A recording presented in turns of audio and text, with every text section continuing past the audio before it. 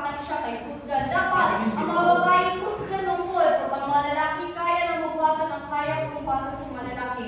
Busa ang mahigala ayon niyo kalinte. Sulayan na to ang paggodrita sa mga gisukod na serbisyo, dagdag awards, mga achievements sa leadership. Dili na to magbasita sa kung kisay kusgan, o laki o iso ba. Busa ang mahigala ato ang sulayan na pod. Sulayin kini yung mahigala. Sinay pero number 2 sa yung balota.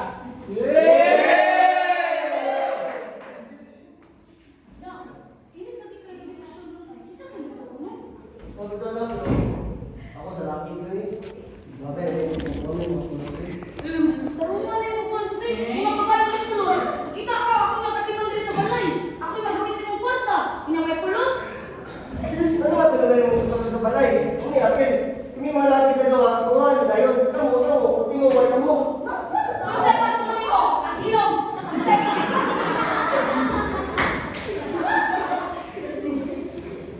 Sapat ko lang. Sapat sa puti mo. Kami mga. Ang hilong na. Ang lingkod sa tabi. Ang buta rin ang mahal mo. Pulos na ate. Kaya ang pag-away na lang. Bakit ay mga silingan o sa iko. Ang lantaw na. Lingkod pa mag-ino. Welcome everyone.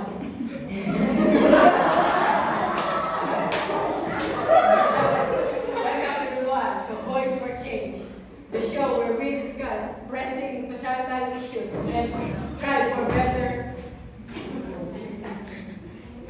I'm your host, Kevin Deliver.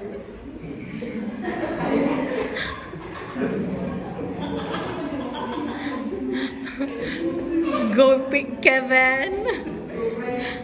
I'm your host, Kevin Deliver. Today we're diving into a critical topic, the imbalance of power. Here with us is Vicky Amaras, a passionate leader and advocate for gender equality. Welcome. Thank you, Kevin. It's great to be here. Vicky, let's start by addressing the issue head-on. In what areas do you see this imbalance of power?